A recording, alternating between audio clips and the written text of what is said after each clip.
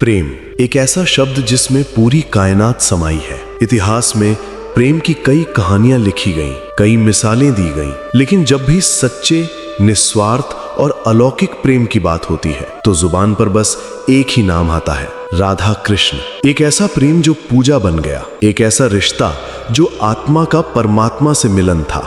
वृंदावन की गलियों में, यमुना के किनारे, कदम के पेड़ के नीचे पनपा ये प्रेम इतना गहरा था कि आज हजारों साल बाद भी हम उसे महसूस करते हैं। लेकिन फिर एक सवाल उठता है, एक ऐसा सवाल जो आज भी करोड़ों दिलों में एक कसक बनकर चुभता है।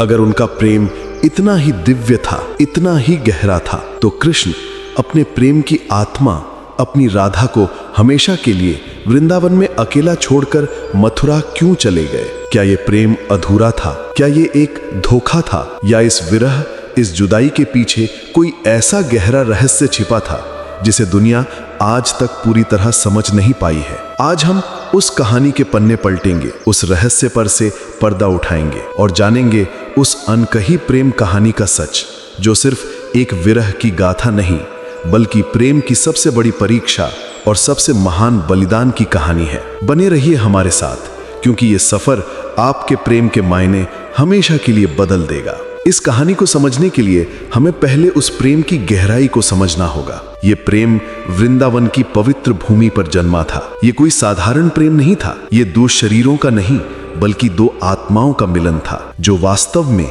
एक ही थी। कृष्ण यदि देह थे तो राधा उसकी आत्मा थी। कृष्ण यदि शब्द थे तो राधा उसका अर्थ थी। वृंदावन में हर सुबह राधा के नाम से शुरू होती थी और हर शाम कृष्ण की बांसुरी की धुन पर खत्म होती थी। जब कृष्ण अपनी बांसुरी बजाते तो समय रुक जाता था, यमुना की लहरें शांत हो जाती थीं, हवा थम जाती थी और गोपियां सब कुछ भूलकर उस धुन में खो जाती थीं। लेकिन वो बांसुरी बजती सिर्फ एक के लिए थी, अपनी राधे के लिए।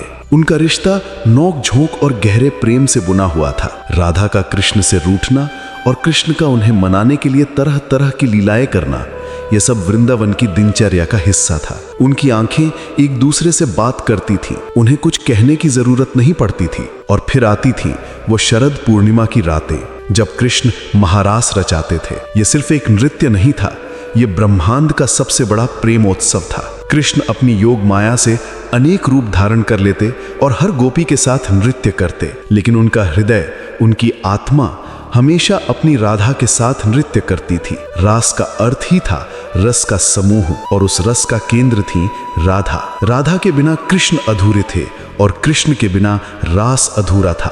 वृंदावन कृष्ण की कर्म भूमि नहीं बल्कि प्रेम भूमि थी।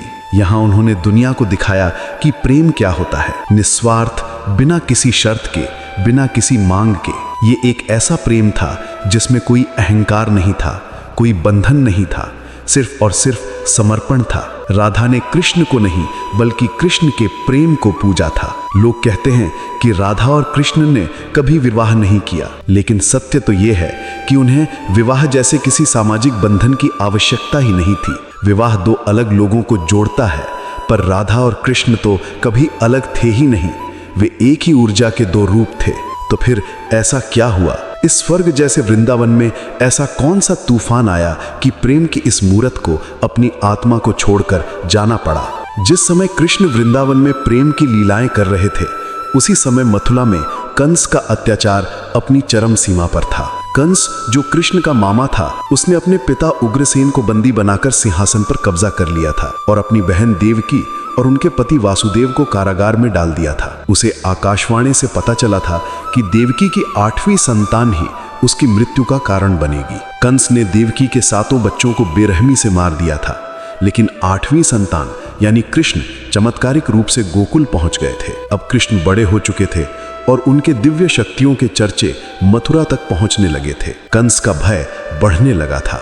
कंस ने कृष्ण को हमेशा के लिए खत्म करने की एक भयानक योजना बनाई। उसने मथुरा में एक धनुष यज्ञ का आयोजन किया और कृष्ण और बलराम को लाने के लिए अपने मंत्री अक्रूर को वृंदावन भेजा। उसका इरादा था कि वह कृष्ण को धोखे से मारकर अपना डर हमेशा के लिए खत्म कर देगा। अक्रूर जी का वृंदावन में आगमन किसी साधारण अतिथि का आगमन नहीं था। वे कृष्ण के जीवन के एक नए अध्याय का संदेश लेकर आए थे। वे प्रेम भूमि से कर्म भूमि की ओर जाने का बुलावा था। अक्रूर जी जानते थे कि कृष्ण कोई साधारण बालक नहीं, बल्कि स्वयं नारायण के अवतार हैं, जिनका जन्म ही धर्म की स्थापना और अधर्म का नाश करने के लिए हुआ था।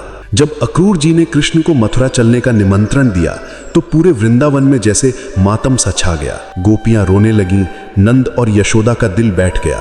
हर कोई जानता था कि यह कोई साधारण यात्रा नहीं है, ये एक विदाई थी। कृष्ण जो सर्वज्ञानी थे, जानते थे कि उनके जीवन का उद्देश्य क्या है। वे जानते थे कि उनका जन्म केवल बांसुरी बजाने और रास रचाने के लिए नहीं हुआ था। उन्हें अपने माँ बाप को कंस के कारागार से मुक्त कराना था, मथुरा की प्रजा को अत्याचार से मुक्ति दिलानी थी और पृथ्वी पर धर्म की स्थापना करनी थी। ये उनके जीवन का सबसे कठिन मोड़ था। एक तरफ वृंदावन का निस्वार्थ प्रेम, उनकी राधा, उनकी माँ यशोदा का दुलार था, और दूसरी तरफ उनका कर्तव्य, उनका धर्म और उनके अवतार लेने का उद्देश्य था। उस रात जब कृष्ण के मथुरा जाने की खबर पक्की हो गई तो राधा उनसे मिलने यमुना किनारे आई। आज उनके पास शब्द नहीं थे, केवल खामोशी थी। दोनों जानते थे कि ये उनकी आखिरी मुलाकात हो सकती है। राधा ने कृष्ण की आंखों में झांक कर पूछा, क्या तुम्हारा जाना सच में जरूरी है कान्हा? कृष्ण ने राधा का हाथ पकड़कर कहा, राधे, मेरा जन्म एक उद्देश्य के लिए हुआ है। अगर आज मैं नहीं गया तो मैं अपने धर्म से, अपने कर्तव्य से मुंह मोड़ लूंगा। मेरा अस्तित्व ही अधूरा रह जाएगा। राधा कोई साधारण स्त्री नहीं थी, वे प्रेम का साकार रूप थी। वे जानती थीं कि सच्चा प्रेम बांधता नहीं बल्कि आजाद करता है। उन्होंने कृष्ण की आंखों में अपने लिए प्रेम नहीं बल्कि पूरे संसार के लिए एक जिम्मेदारी देखी थी। राधा ने आंसू पहुंचकर कहा, कान्हा, तुम जाओ, अपने धर्म का पालन करो, मैं तुम्हारा इंतजार नहीं करूंगी। कृष्ण हैरान रह गए। उन्होंने पूछा, क्यों राधे, क्या तुम्हें मेरे लौटने का विश्वास नहीं? राधा ने जो जवाब दिया वो प्रेम की परिभाषा है। उन्होंने कहा, इंतजार तो उसका किया जाता है जो कहीं चला गया हो। तुम तो मुझसे कभी दूर जा ही नहीं सकते। तुम मथुरा में रहोगे लेकिन तुम्हारा मन हमेशा वृंदावन में मेरे पास रहेगा। मैं तुम्हारी बांसुरी की धुन सुने बिना भी उसे महसूस करूंगी। तुम जाओ कान्हा और पूरी दुनिया को प्रेम का असली अर्थ सिखाओ। उस रात कृष्ण ने अपनी सबसे प्रिय चीज, अपनी बांसुरी राधा को सौंप दी और कहा, राधे, ये बांसुरी तभी बजती है जब तुम सामने होती हो। अब जब तुम नहीं होगी तो ये मेरे लिए बेजान है। इसे अपने पास रखो। जब भी तुम्हें मेरी याद आए समझना मैं यहीं तुम्हारे पास हूँ। कहते हैं उस दिन के बाद कृष्ण ने जीवन में कभी बांसुरी नहीं बजाई, क्योंकि बांसुरी और राधा दोनों ही उनके प्रेम के प्रतीक थे और एक के बिना दूसरा अधूरा था। ये विदाई एक प्रेमी और प्रेमिका की नहीं बल्कि आत्मा और परमात्मा के दो रूपों की थी जो एक बड़े उद्देश्य के लिए अलग हो रहे थे। राधा का ये बलिदान कृष्ण के धर्म स्थापना के बलिदान से कहीं भी कम नहीं था। उन्होंने अपने प्रेम को अपने तक सीमित न रखकर उसे विश्व कल्याण के लिए समर्पित कर दिया था। तो कृष्ण मथुरा चले गए। उन्होंने कंस का वध किया, अपने माता पिता को मुक्त कराया और फिर द्वारिका के राजा बने। उन्होंने महाभारत के युद्ध में धर्म की स्थापना की और दुनिया को गीता का ज्ञान दिया, लेकिन वह कभी वृंदावन लौट कर नहीं आए। अब हम उस सबसे बड़े सवाल पर आते हैं, आखिर इस जुदाई के पीछे का वास्तविक कारण क्या था? इसके एक नहीं बल्कि कई गहरे आध्यात्मिक कारण थे। कृष्ण का अवतार केवल प्रेम लीला के लिए नहीं हुआ था। उनका मुख्य उद्देश्य पृथ्वी पर बढ़ते अधर्म को समाप्त करके धर्म की स्थापना करना था। अगर वे वृंदावन के प्रेम और मोह में बंधे रह जाते तो ये महान कार्य कभी पूरा नहीं हो पाता। कंस का वध, शिशुपाल का अंत और महाभारत का युद्ध, ये सब उनके अवतार के मुख्य उद्देश्य थे। वृंदावन छोड़ना उनके दैवीय मिशन का पहला कदम था। कृष्ण दुनिया को यह सिखाना चाहते थे कि सच्चा प्रेम शरीर या भौतिक उपस्थिति का मोहताज नहीं होता। जब तक कृष्ण वृंदावन में थे, गोपियों और राधा का प्रेम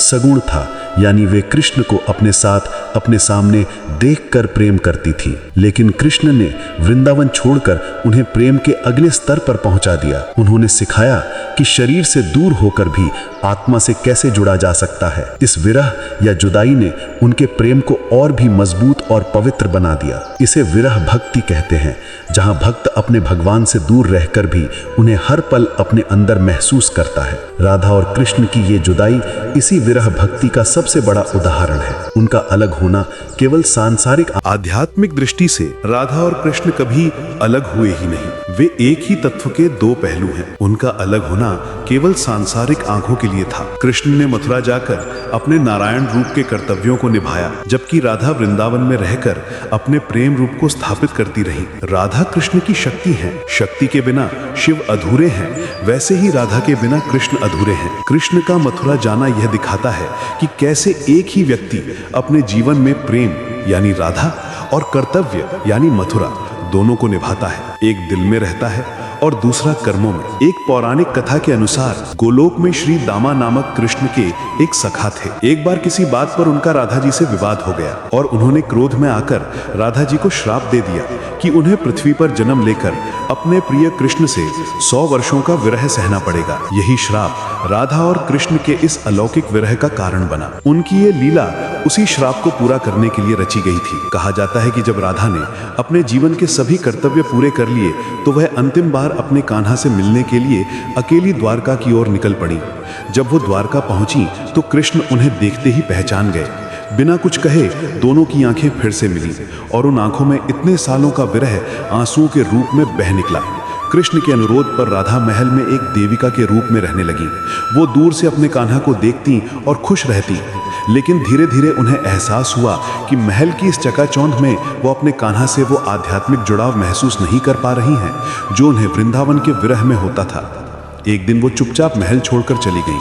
कृष्ण जो अंतर्यामी थे जानते थे कि राधा कहाँ है। वो उनके पास पहुंचे। राधा अपने जीवन के अंतिम क्षणों में थी। कृष्ण ने उनसे पूछा, राधे तुम्हारी कोई अंतिम इच्छा है? राधा ने कमजोर आवाज में कहा, कान्हा मैं आखिरी बार तुम्हें बांसुरी बजाते हुए सुनना चाहती हूँ। कृष्ण ने बांसुरी उठाई और वर्षों बाद सिर्फ अपनी राधा के लिए वही दिव्य धुन बजाई। उस धुन को सुनते सुनते, अपने कान्हा को देखते देखते राधा ने शांति से अपने शरीर का त्याग कर दिया और हमेशा के लिए कृष्ण की आत्मा में विलीन हो गई। कहते हैं कि राधा के जाने के बाद कृष्ण इतने टूट गए कि उन्होंने वो बांसुरी तोड़कर जंगल में फेंक दी। उस दिन के बाद प्रेम की वो धुन हमेशा के लिए खामोश हो गई। तो क्या राधा कृष्ण की कहानी एक अधूरी प्रेम कहानी है? नहीं, बिल्कुल नहीं। ये कहानी हमें सिखाती है कि सच्चा प्रेम क्या होता है। सच्चा प्रेम पाने का नाम नहीं बल्कि खोने का नाम है।